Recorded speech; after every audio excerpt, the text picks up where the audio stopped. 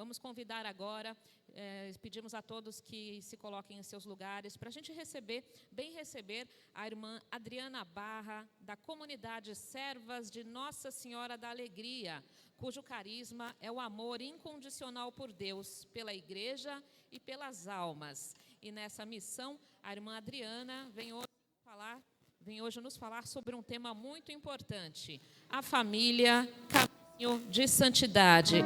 Vamos receber então a irmã Adriana com muito carinho.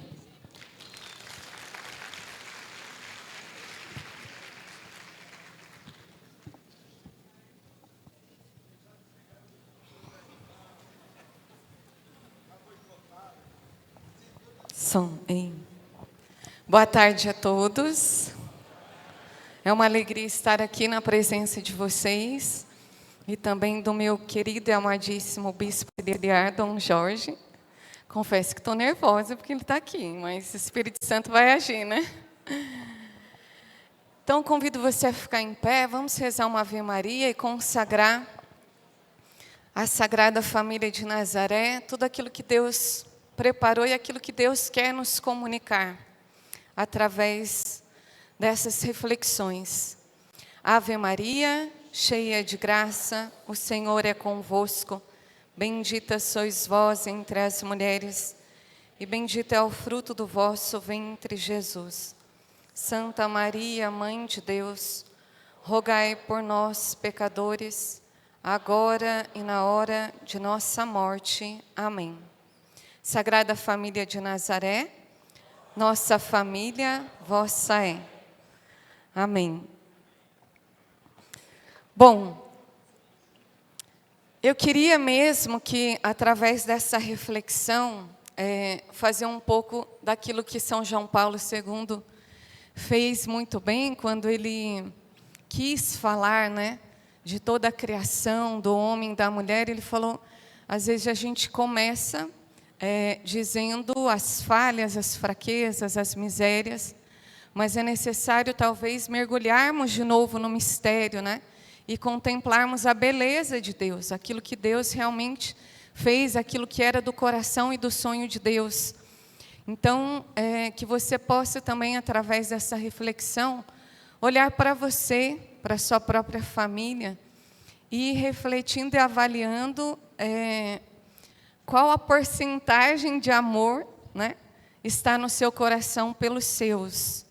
Quando eu estou diante de pessoas que se preocupam e tocam nesse assunto familiar, eu vou relembrando de cada um também, né, dos membros da minha família, e vou avaliando como está a minha vivência familiar também, né?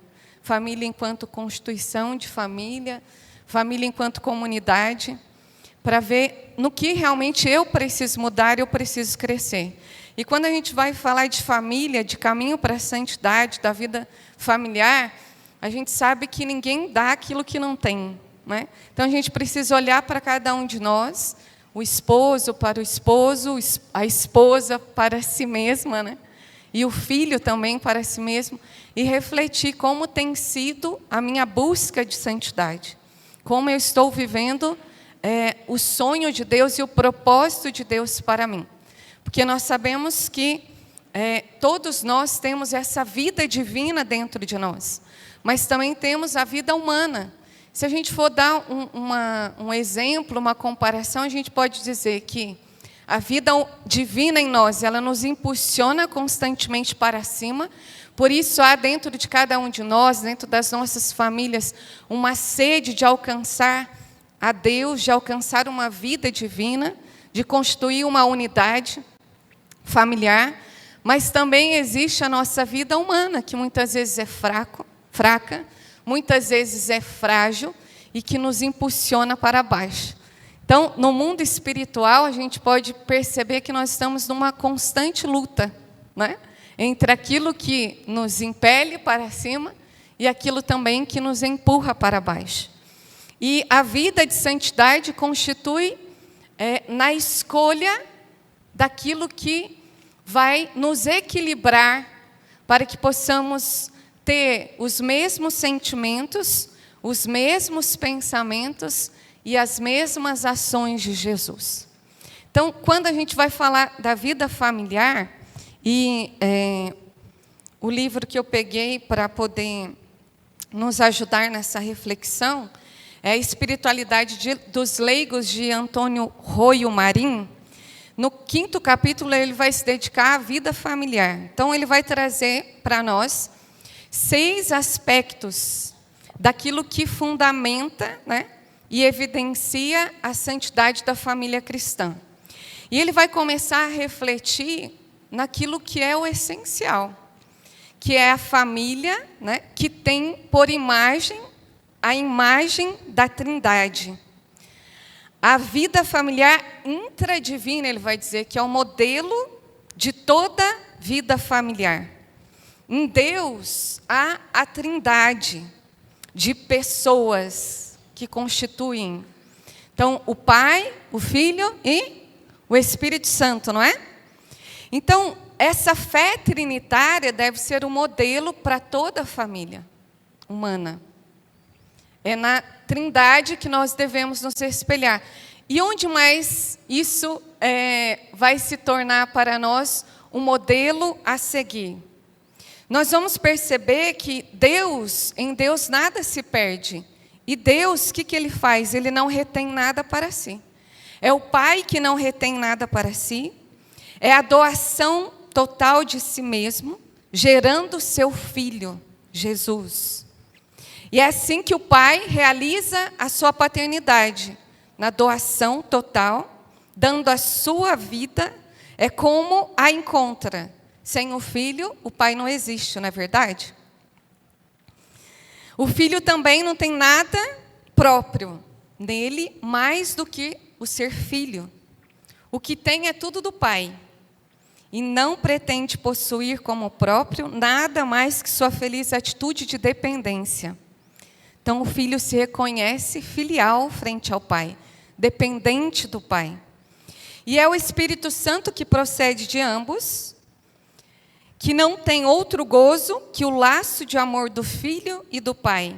Quer ser o seu comum amor, comum amizade entre ambos, e está tudo inteiro, sem divisão em cada um deles. Então, a gente pode dizer aqui que a comunidade perfeita na posse dos bens é a alegria do Pai, é a alegria do Filho, não é? A alegria do Filho é a alegria do Pai. E a alegria que vocês, né, o Pai e o Filho, proporcionam um ao outro, é a alegria do Espírito Santo. Então, imaginemos, e isso é muito importante, que nós deveríamos ser assim, as nossas famílias deveriam ser assim. Assim como, irmã, Deus me ama tanto, e eu correspondo a esse amor imenso de Deus por mim, que o amor de Deus transborda sobre mim. E eu amo a Deus, e Deus me ama, e desse amor, né, a Deus, a Jesus, ao Espírito Santo, né, daquilo que procede da Trindade em mim, gerado em mim, me faz amar o outro. E é nesse amor, né, que transborda de mim, que eu amo, no caso da família, o meu esposo, a esposa, o esposo.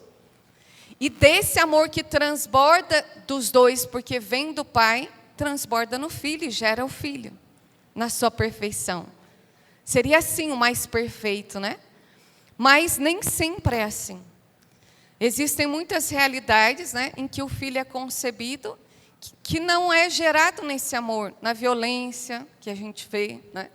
Às vezes numa relação fora do casamento. Então, já existe aí a mácula, né, do pecado. E aí nós vamos vendo uma desestrutura já, né, espiritual, na concepção ali. Mas nem tudo está perdido. Por quê? Porque a família, ela é obra de Deus.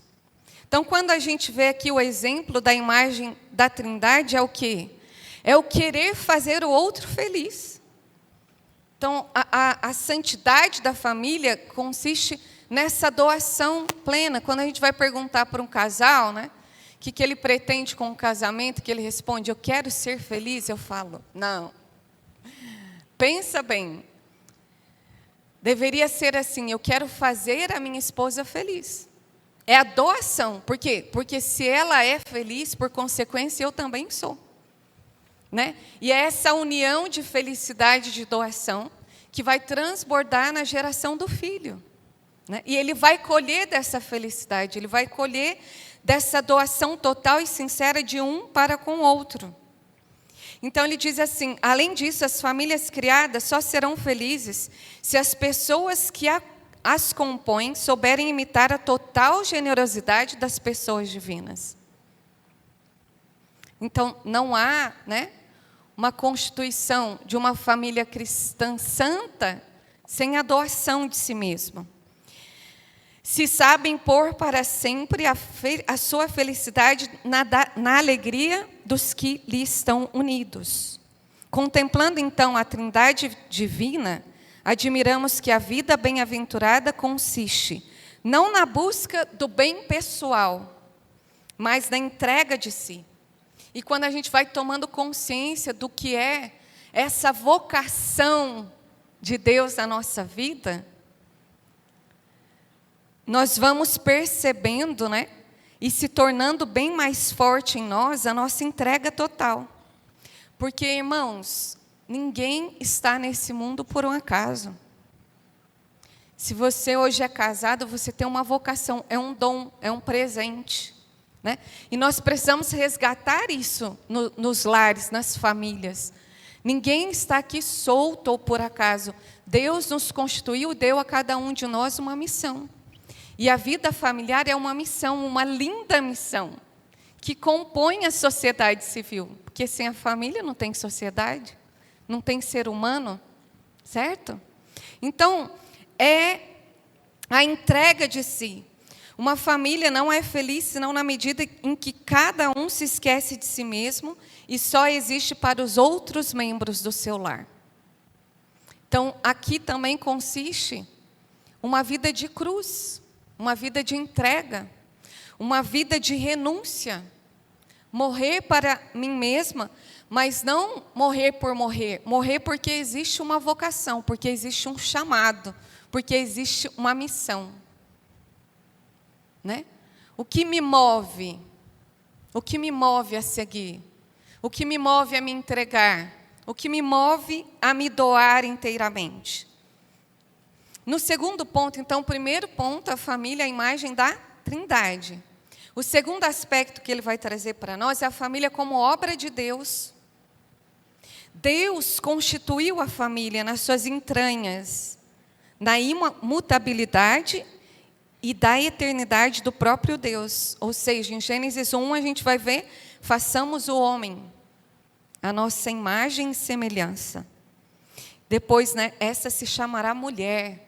Por quê? Porque Deus tira, né, forma Adão do barro, e de Adão, Deus constitui a mulher.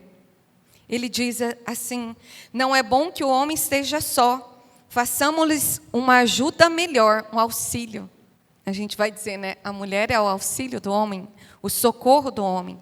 Deus colocou então Adão num sonho, num êxtase fecundo, porque dele havia de arrancar a sua própria fecundidade. Né? Ou seja, né, a mulher arrancada do homem é a sua própria fecundidade. É o que vai gerar a vida.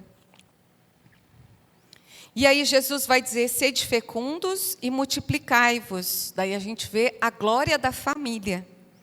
E enchei a terra, a glória da sociedade humana, que por vontade de Deus será a glória da família humana. Eis a glória da sociedade humana, que resultará da família. Então, se, né, o nosso modelo, a nossa imagem é a Trindade, aqui nós estamos dizendo que a família é obra do pensamento e das mãos divinas do Criador. Então, Deus não consentirá que se destrua as suas obras.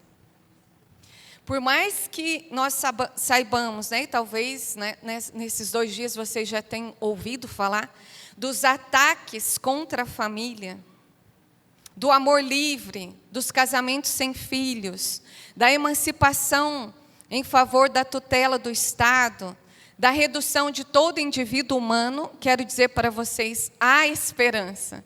porque Deus é o Criador e Ele não consentirá que se destrua a sua obra.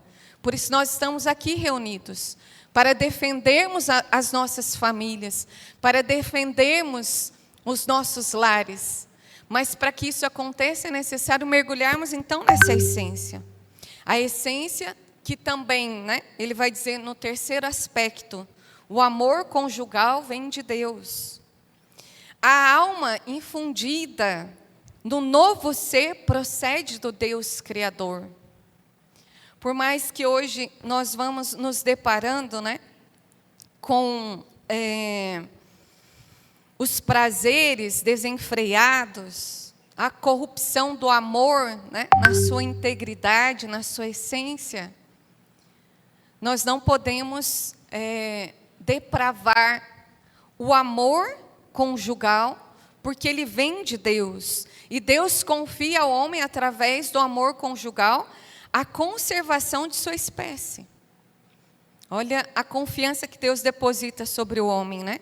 O amor vem de Deus. É tão lindo quando São João Paulo II, né, vai falar sobre a família, escreveu muito sobre isso, como ele se extasia diante da criação de Deus, não é verdade? Se a gente pegar a teologia do corpo e desmembrando, né, nós vamos ver um Papa, um Santo Papa, extasiado pela criação de Deus. Pecar contra o amor conjugal é pecar contra Deus. O amor, de fato, é o ato da espécie, uma vez que é essencialmente que devemos perpetuá-la, de modo que por ele, no indivíduo, é a espécie que te realiza e opera na medida em que ela pode ser realizada e operada. A gente vê a defesa pela vida, né? Mesmo que o filho não seja ali concebido, né, nesse amor conjugal, de um para com o outro, talvez da violência, do abuso, né, do estupro. Mas a gente vai ver, que lindo, olha, Deus está presente no amor para gerar uma nova vida, porque a alma que há de ser infundida no novo ser procede diretamente de Deus por criação, como nos ensina a doutrina católica. Pode não ter sido da forma como a mulher desejaria, mas aquele ser que vai nascer dela foi ali uma alma infundida pelo próprio Deus Criador. Depois, no quarto aspecto, ele vai dizer da dignidade e da grandeza da família, que é um sacramento.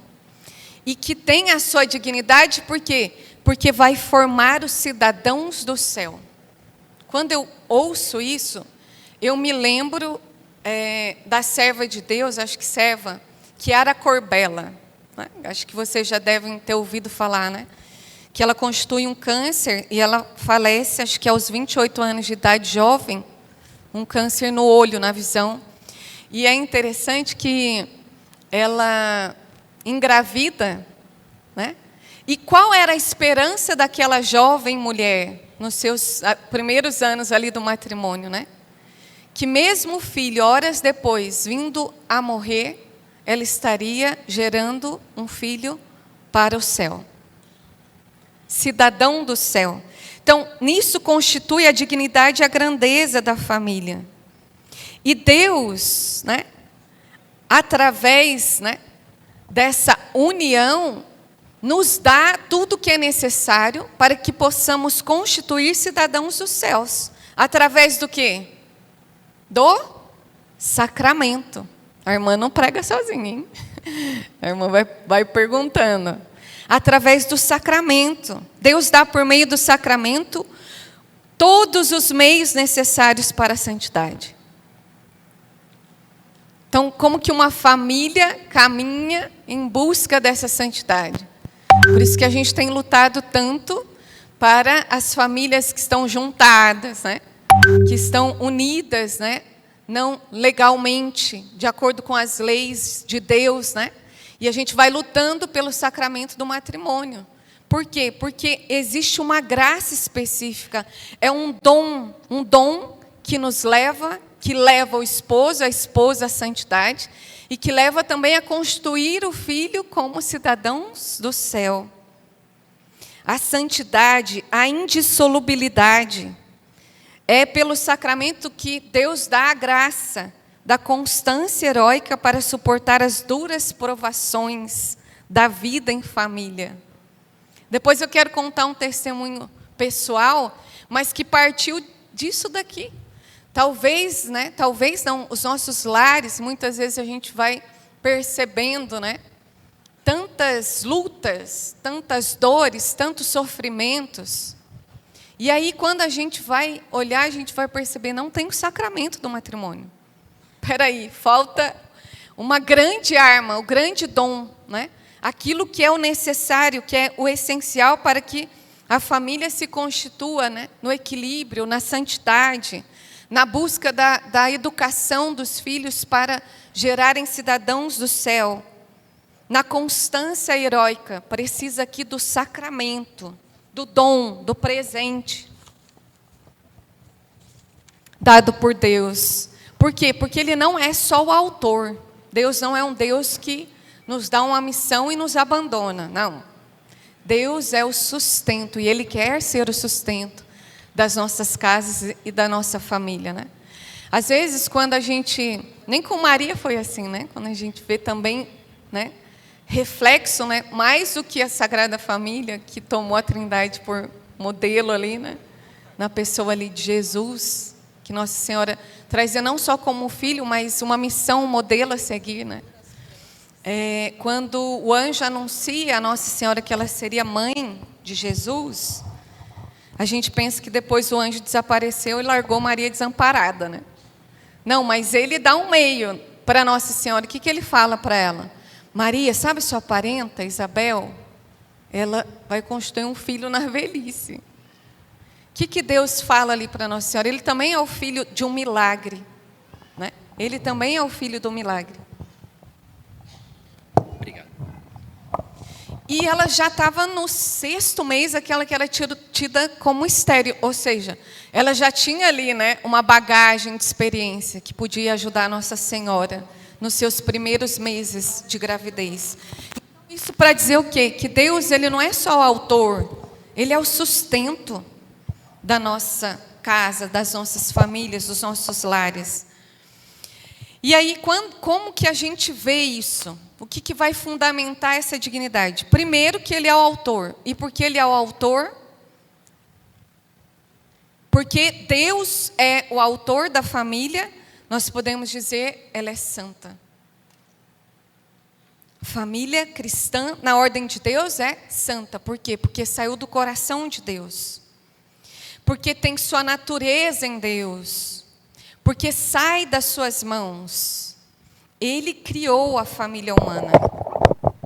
Depois, porque santificou com a sua presença, com a sua redenção na cruz e também com o seu preceito, abolindo a lei do divórcio. Então, a gente precisa que diminua. Por serem santos os seus membros, os pais são os sacerdotes do lar.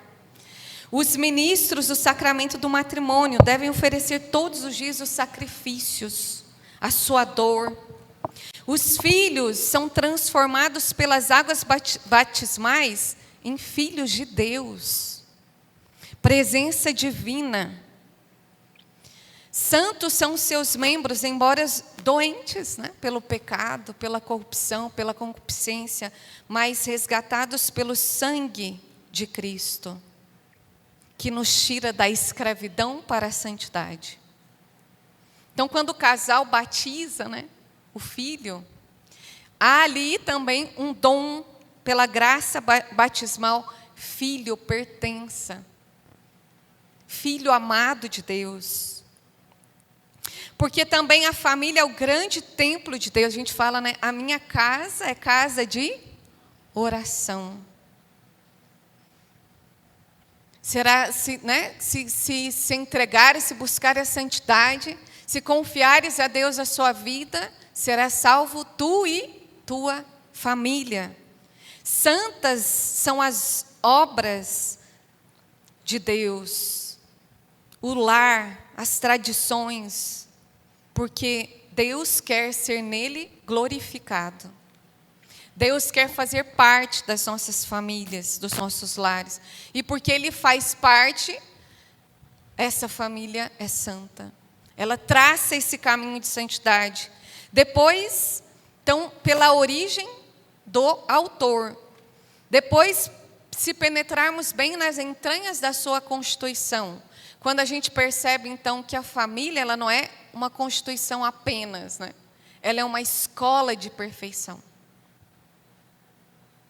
Então, à medida, o catecismo da igreja vai dizer assim, que na recepção dos sacramentos, na oração, no parágrafo 1657, e na ação de graça, no testemunho de uma vida santa, na abnegação e na caridade ativa. O lar é, assim, a primeira escola de vida cristã. É uma escola de enriquecimento humano.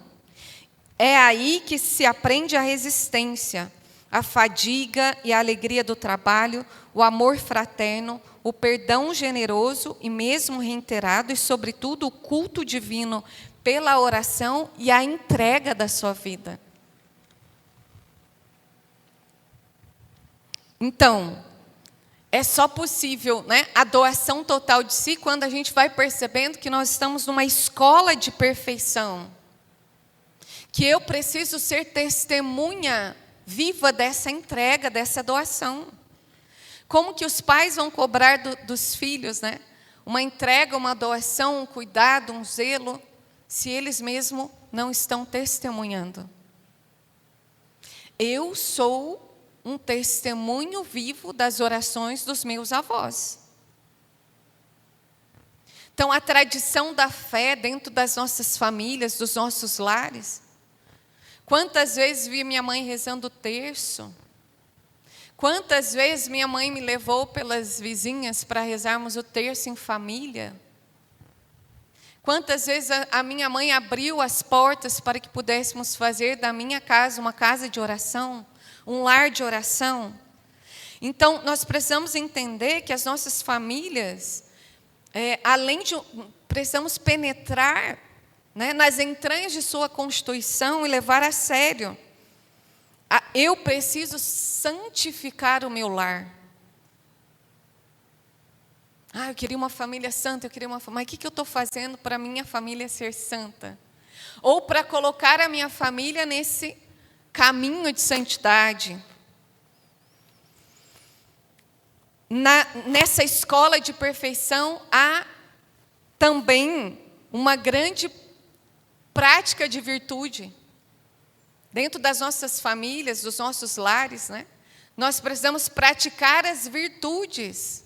E quem dera a nós, né, chegar como Santa Teresinha do Menino Jesus, né? Fez muito bem dentro do seu convento, que Papa Pio X dizia, é a santa das virtudes heróicas. Porque soube amar, porque soube se doar, porque abnegou-se de si mesmo, da sua própria vontade. Então, quais as virtudes, irmã, que eu posso exercer dentro do meu lar? O amor, a abnegação, a humildade, o amor através, né, do amor puro, através, né, da negação da sensualidade com o egoísmo disfarçado. Daí a gente pensa, né, o esposo ele não vai suprir inteiramente a sua esposa em todas as suas necessidades e vice-versa, e nem os filhos. Quem supre tudo é Deus. Deus. E a gente nem pode cobrar isso, né? Então, é em Deus. A abnegação, né? O sofrimento silencioso, muitas vezes, do esposo, da esposa. A humildade, a submissão mútua, obediência de bom agrado, respeito. Nisso consiste uma família santa. Uma família que busca praticar as virtudes dentro do lar. A temperança, a fortaleza, a prudência, a justiça, nos direitos e deveres de cada um. E daí é possível, então, viver o céu na terra? Eu gosto muito da Santa Elizabeth da Trindade, que ela vai dizer assim: é possível viver o céu na terra porque a Trindade habita em mim. E se a gente viu a imagem trinitária, né, da família, é a imagem trinitária, Pai, Filho e Espírito Santo. Então, se a gente vivenciar isso e colocar como modelo dos nossos lares, nós também podemos dizer, podemos viver o céu na terra porque a Trindade habita nesta casa, nesse lar. Então, a igreja, ela abençoa o matrimônio, ela também ensina que quem cumpre os seus deveres matrimoniais se conforma com a vontade de Deus. Os casados se santificarão se de fato souberem viver seu próprio grande sacramento. Então, a vida familiar é um certo início da felicidade eterna. Paz, alegria, união.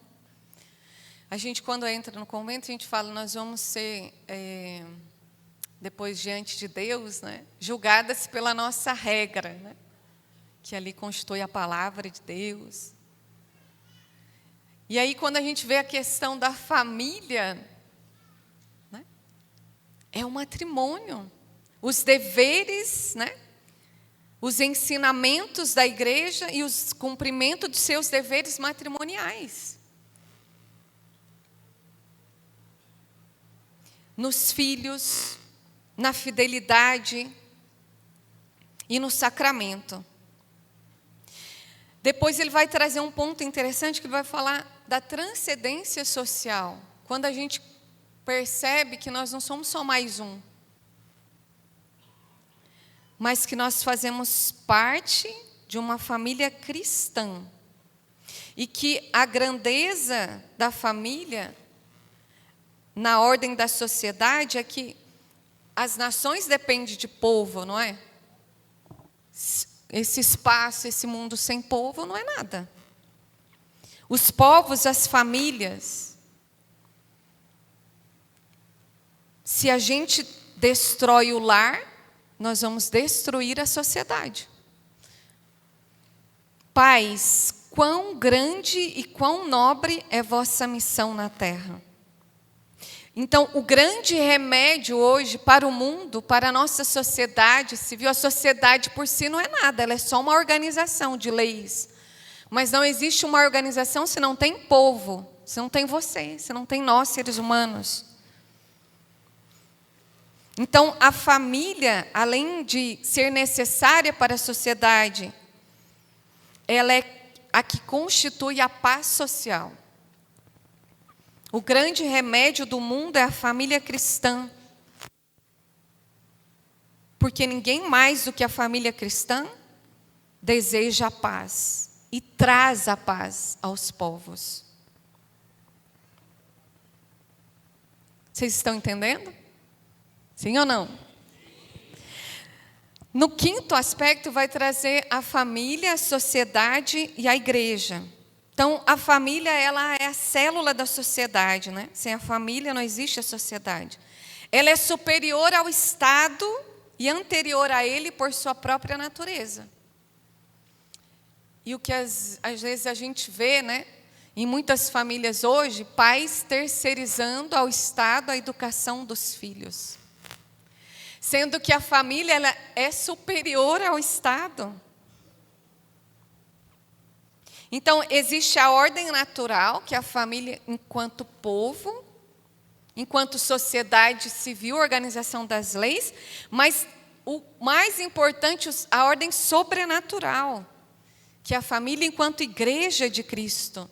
E é através disso que eu posso constituir a família santa. A igreja faz com que, né, através da igreja do sacramento, nós constituamos novos filhos de Deus, que perpetua a própria existência de ambas. Então, o sobrenatural, que através do batismo faz nascer a vida divina, da graça, isso é a igreja. A sociedade de ordem sobrenatural e universal. A gente pode dizer a sociedade perfeita, porque contém todos os meios para o seu fim. E a gente vê por meio do sacramento do matrimônio e de todos os outros sacramentos, que vai nos constituir nessa graça da sociedade perfeita. A família, então, proporciona ao Estado novos cidadãos, mas a igreja proporciona novos filhos de Deus.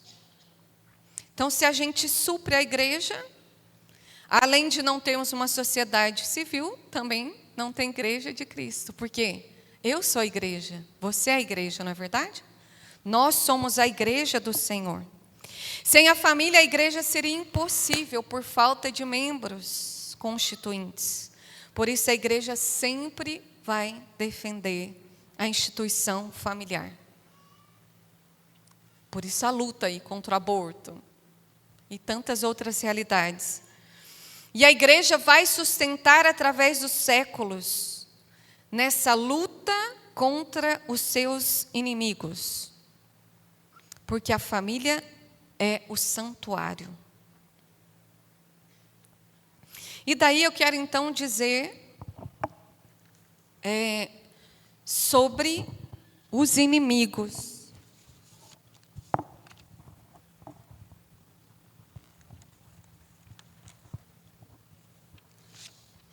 Da família.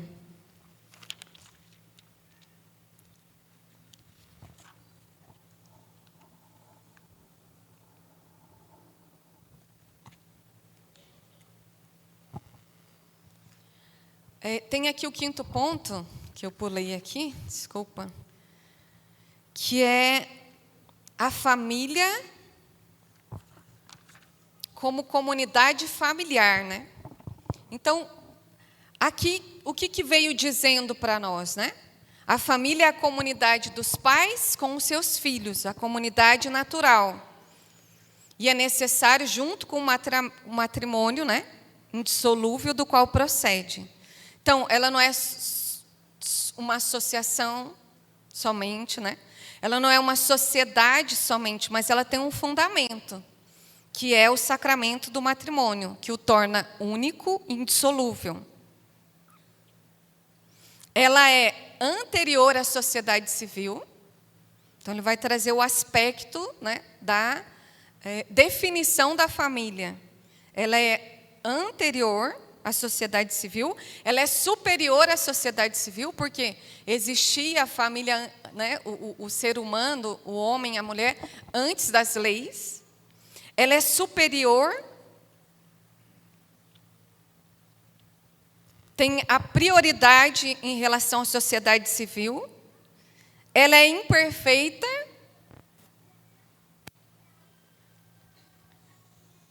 e ela é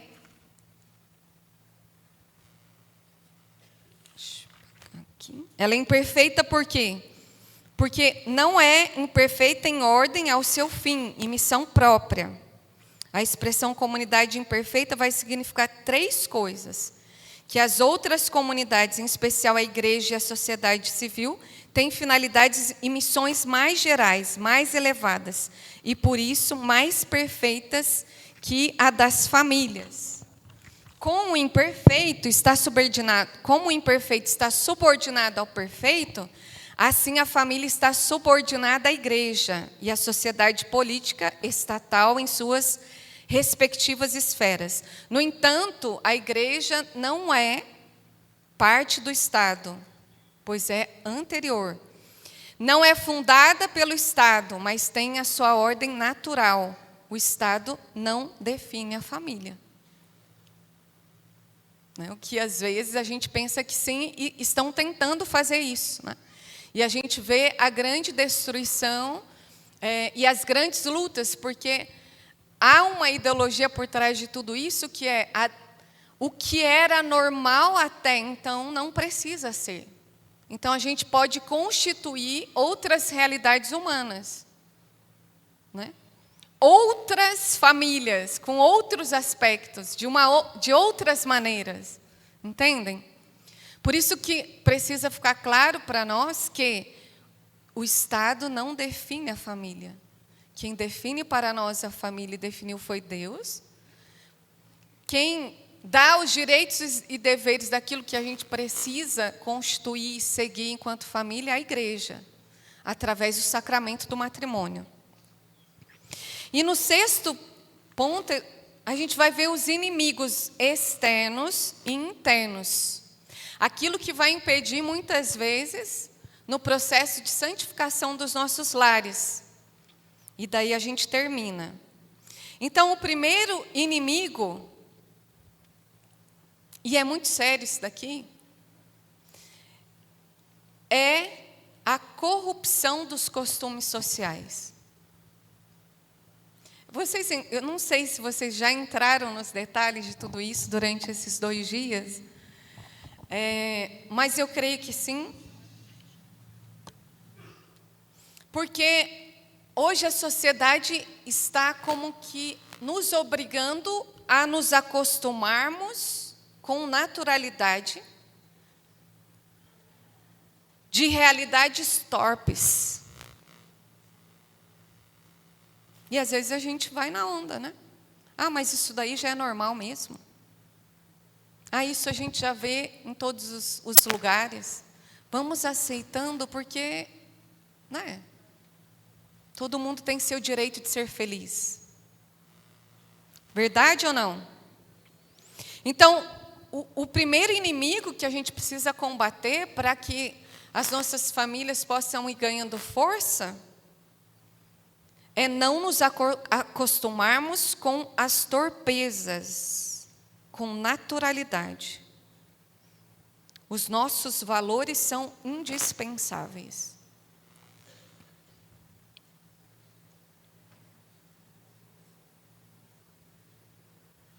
Este ambiente de corrupção e de pecado que caracteriza a época moderna repercute forçada e perniciosamente na família, causando a decadência, a corrupção de alguns membros essencial da família, quando não da própria instituição matrimonial.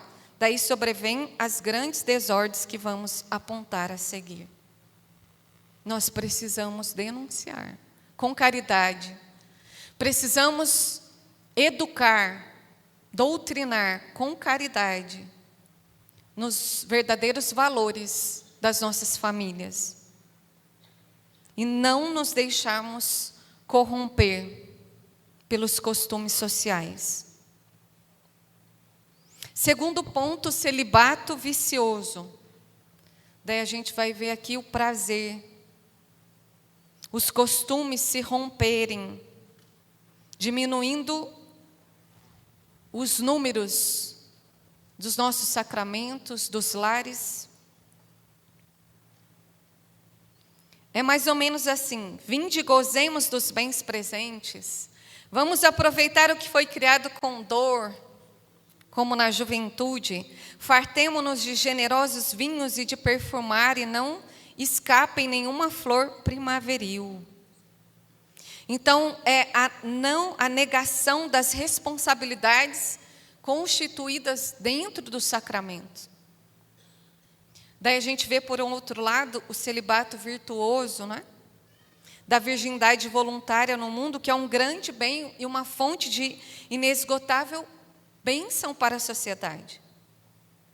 E, por um outro lado, o celibato vicioso. Lembro uma vez, né, que dentro de uma entrevista com o Papa João Paulo II, né, para que ele pudesse aceitar os métodos anticoncepcionais, ele falou: não, é necessário, né, o sexo, o amor responsável. E disso surgiu um livro, né? A responsabilidade no amor. O terceiro ponto vai colocar os matrimônios tardios, que está virando um pouco essa onda aqui para o nosso lado. Normalmente, na Europa, é muito assim, né? Tardar o casamento, né? Lá, às vezes, 40, 50 anos, a pessoa ainda está, né, pensando no que ela vai ser. E hoje não está muito diferente. A gente vê uma juventude que não sabe o que quer. São tantas as oportunidades que a nossa juventude hoje tem, que é difícil escolher. Então, vai fazendo com que, os matrimônios tardios cheguem mais rápidos, Ontem eu estava conversando com um casal noivo, falando para mim que na missão deles, no ano que vem, serão 7 casamentos dos jovens, Então, nós orientarmos os jovens, caminharmos com eles para que eles possam decidir com maturidade e acompanhar, depois. Então, por quê? Porque os matrimônios tardios vai tirando a vida e força dos matrimônios, Depois também os filhos, Já casam tardios, não conseguem mais gerar filhos. Quarto, o desejo excessivo de riquezas. Viver para ser rico e ser rico para gozar da vida. Quantas famílias se perdendo nisso, É tanto assim, às vezes faz opção pelo sacramento porque é rico, vai ter uma vida boa, Ou se perde buscando riquezas. Logo depois também vai dizer do luxo desenfreado, que está um pouco ligado, O luxo que cai facilmente também na luxúria. Às vezes até para os filhos, Não vamos ter filho não, porque a gente não tem condições. Tem que ver se tem primeiro condições financeiras para isso,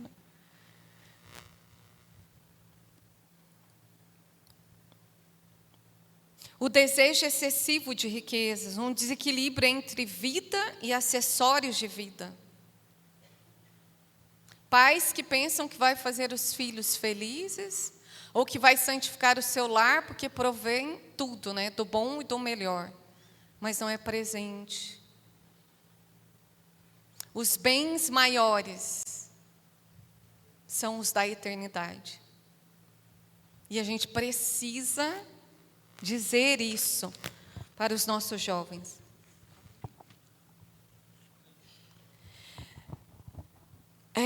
Não vai dar tempo de eu falar tudo.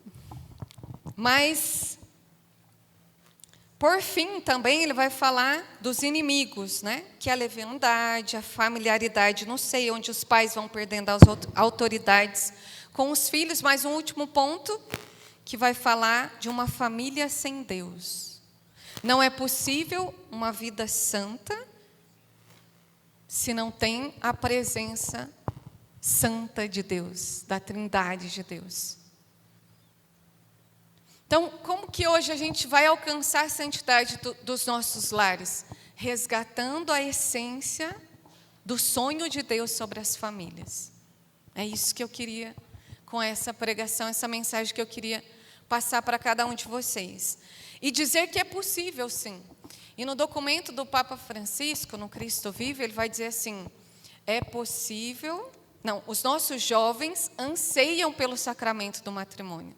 Às vezes a gente acha que não.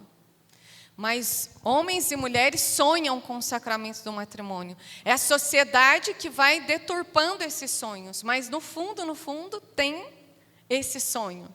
E nós precisamos resgatar isso, E como testemunho, eu queria dizer que nesse ano, no dia 4 de agosto, eu pude fazer parte, ajudar a formar as minhas irmãs que estavam juntadas. Uma há 25 anos e a outra há 15 anos. E eu falei assim, gente, já tinha tentado várias vezes, isso já tem mais de 20 anos, falar da importância do sacramento do matrimônio, mas eu comecei a pegar pontos negativos da vida deles e falar, se você casar, você vai construir um dom especial que só tem no sacramento do matrimônio, e você vai perceber que a sua vida matrimonial vai ser transformada, porque falta alguém aqui no matrimônio de vocês, falta Deus. Por mais que vocês rezem, por mais que vocês lutem, o sacramento tem um dom especial. E daí essa foi uma tática que eu não tinha pensado há 20 anos e que deu certo. Então eu fui prepará-los, fiz 2 retiros com eles, porque para mim esse negócio de um dia de encontro de noivos é muito pouco. Fizemos 4 dias de retiro, de silêncio, de oração, para que eles pudessem entender bem o que era o sacramento do matrimônio. E um primo, vendo toda essa movimentação, falou: nossa, eu também quero casar. Eu sei, gente, que foram 3 casamentos, então, minhas 2 irmãs e meu primo, que casaram. E aí eu aproveitei que a filha do meu primo, uma das meninas, não eram batizadas, então batizou uma menininha dele, de 2 aninhos, aí está a grande família. Ó. E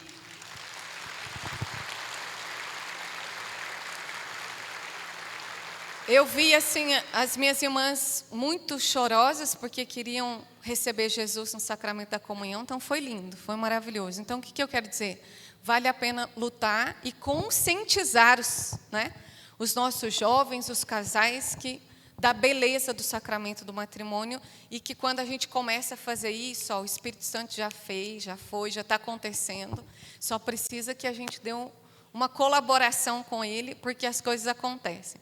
E depois virou na cidade falatório. Então eu fiquei lá depois, Dom Jorge, um tempo, e as pessoas foram me parando, sabe, na padaria, nas casas de construção que eu precisei ir, falando: irmã, eu também quero casar. Irmã, me ajude, o que eu faço? Sou juntada.